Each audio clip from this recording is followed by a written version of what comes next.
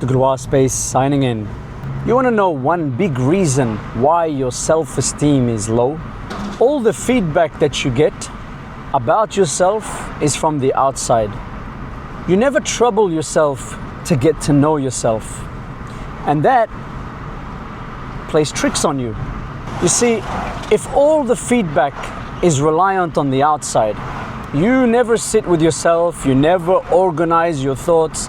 Just like when you walk into a house or an office where there's papers everywhere, for you to know what these papers are, for you to know which papers are useful, you need to organize them, put them in different categories and drawers and get rid of the ones that you don't need.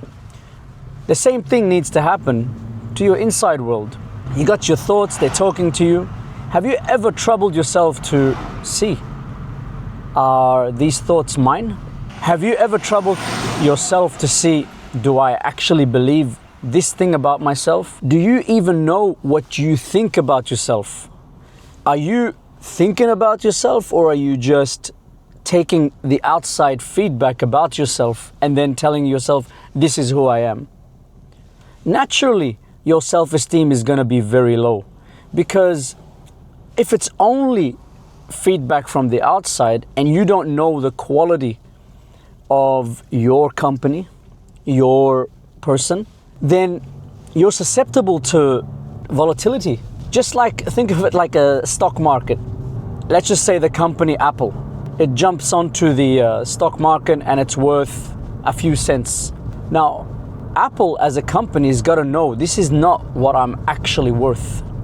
This is what the market puts a price on me right now. But I know what I'm working on. I know what I am. And they keep working. Now, if they only depended on the outside market and they had no plans of their own, what will happen is they will start thinking, oh, why don't people like me already? Why aren't people buying me? And you see, this is where the company's like, no, I have these long-term visions. This is who I am. This is what I stand for. And when there's volatility, when things hit, the company continues to work on itself. The company continues to better itself. The company continues to see what's going on the outside, what's missing, where do I fit in, what do I provide? And this is, in a way, what you need to do to yourself. You need to say, hey, what am I worth? And how do you know what you're worth? When you don't spend any time with yourself, when you don't actually go through and say, no, this is not me. This is just exterior stuff. This is just stuff I've been forced with, but it doesn't really stand for me.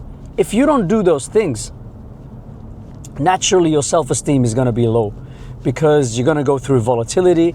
When the market outside is happy about you, you're happy about yourself. When the market's not happy about you, you're going down. So what to do? You need to know what you're worth. Now, of course, maybe when you're too young, you're in your teens, you don't really know that, or maybe you do. But once you hit your 20s, your 30s, your 40s, your 50s, and you don't know your worth, you don't know what you offer, you don't know your potentials, well, that's just a reflection that you haven't done the work. It's not too late. Begin.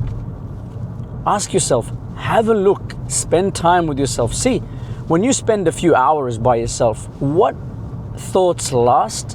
What thoughts stay? What thoughts go? What thoughts have no weight on you? Like those are just there because others are there. The moment they're gone, those thoughts are gone. What are those? By doing that, you'll be getting a big load off you. Just as you say no to others, to other people's opinions and stuff, you gotta learn to say no to the things that are inside you that are not you. People are after your self-esteem. I'm telling you, they're after your self-esteem. Because when your self-esteem is lower, people benefit. And I'm not, you might be thinking, oh yeah, people are evil. No. This is not an evil thing. This is just about human survival. I like you. There's a part of me that wants to control you, because that way I feel like you need me, you feel like you need me back. And I feel like that's the connection. It's all good when you're entering a relationship, you feel I need this person needs me, or you're in a company, you feel the company needs me, I need it. But if you're not doing that work, once that initial magic is gone and you're left with yourself now, you have no clue about yourself. You have no clue about your vessel.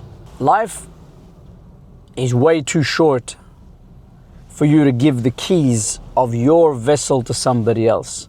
You're gonna think you wanna do these things because other people are doing it. When you keep getting outside feedback only, you'll find yourself going down roads that are not meant for you. I see it all the time in kids. And in kids it's okay because they're in discovery phase. But you see a kid, he wants to do football or soccer or, tennis or whatever based on what his friends are doing or her friends. One moment they want to do this, the next moment they want to do that.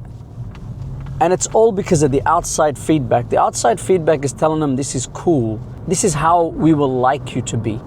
Now, as they do whatever they do, they might enjoy it, they might not enjoy it. And when they don't enjoy it, they might enjoy the experience of it just because other people are doing it.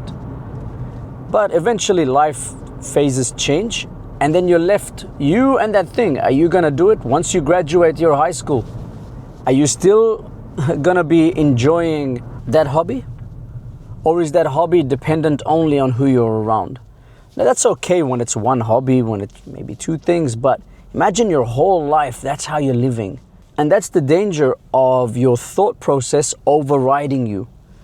Because all of these thoughts are borrowed from people and now they're overriding you. They're telling you what you should be doing. And you haven't done any filtering. Okay, this thought, you know what? Do I enjoy this hobby or do I enjoy the social part of it? At least you know. We're not denying the social need. That's not at all the motivation of this.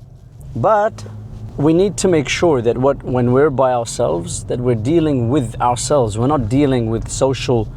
Even when you're by yourself, you're going to be guided by society. You're going to be guided by other people's wants about you. The problem with that is that these people are not with you all the time. These people are not inside your mind, literally. They are with the thoughts that they leave behind. And remember, the problem is what's going on inside you with these thoughts is the same thing that's going on inside them.